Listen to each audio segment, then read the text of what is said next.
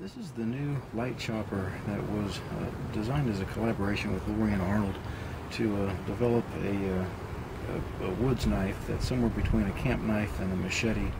The intent with this, my goal was to have something that was reasonably lightweight that you could actually carry, camping or on a hike, but would still serve as a pretty effective chopper when you actually want to go put it to work. So what we've come up with has about a 10-inch blade. It's 3/16 and it weighs only 17 ounces, so it's pretty lightweight. And this was designed with performance in mind, and so we're not making this just a super heavy-duty indestructible knife. This is something that's it's thin and will cut, but here in a minute I'm going to show you that despite the fact that it's relatively thin, the alloy we've chosen in its heat treat is still very durable. So I've already been cutting some saplings with this. I'll post that in the video just to kind of show that with a lightweight knife you can get some tip speed, and that helps you cut thinner, lighter vegetation. And now I've got this is an old pine board. It's dirty, it's well seasoned, and stuff like this is it's not too hard on an edge, but it'll definitely take a fine edge off. And so I'm going to just kind of show that the fine edge stability of this particular alloy with this heat treat. I'll take a couple. This sort of thing right there on dirty wood is not good for it. And kind of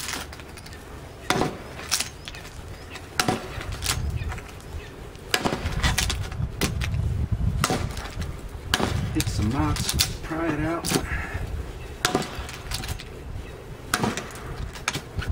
Alright, so that was not babying the edge, but it's kind of windy out here. It's still quite sharp.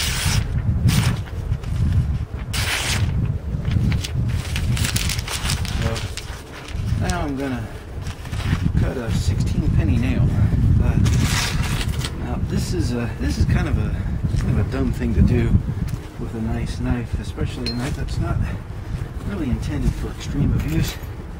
But I do want to show that what we've got here has edge durability that I feel is just phenomenal. I kind of want to show it off to you folks.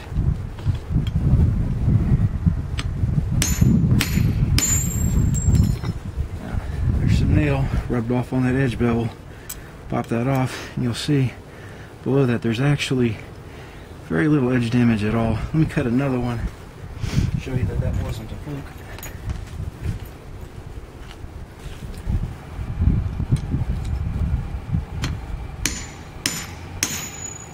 There you go.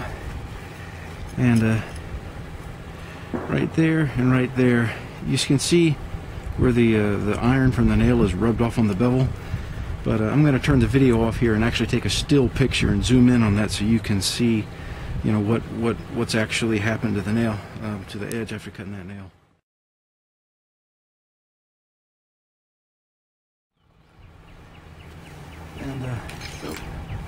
And that is reasonably thin. I didn't measure this one behind the edge bevel, but it's going to be around 35. Maybe 30 thou, and this is sharpened at 20 degrees per side, and the primary grinds on this are quite thin. So now we're going to cut a piece of concrete.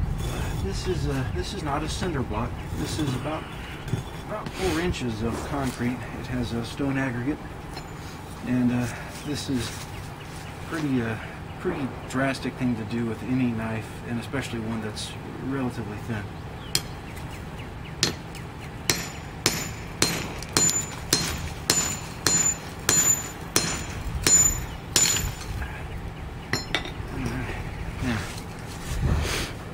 Lots of concrete rubbed off on that, but there is no chipping or mushed up edge that goes up above the secondary edge bevel. That is still very much so intact after going through concrete. And in fact, I'll wager, I've looked at these videos and sometimes they look worse than they are because there's concrete smeared off on that edge, but I'll wager this actually still cuts Still cuts reasonably well.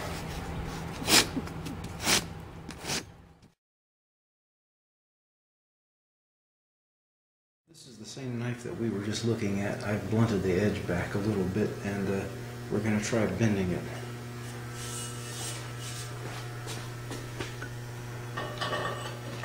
Wood jaws in the vise, and it's got a couple inches of the tip there. I'm going to try bending this to about 45 degrees. Is that about 45? And see that it comes back straight. And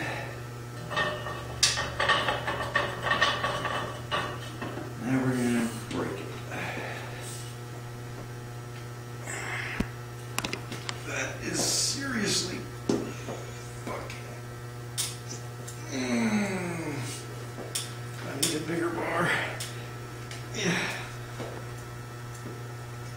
I'm going to stop right there. Good God, what is that? That's over 90. Yeah, it's good enough. Jeez. Yeah, I'm glad I didn't get that in the face.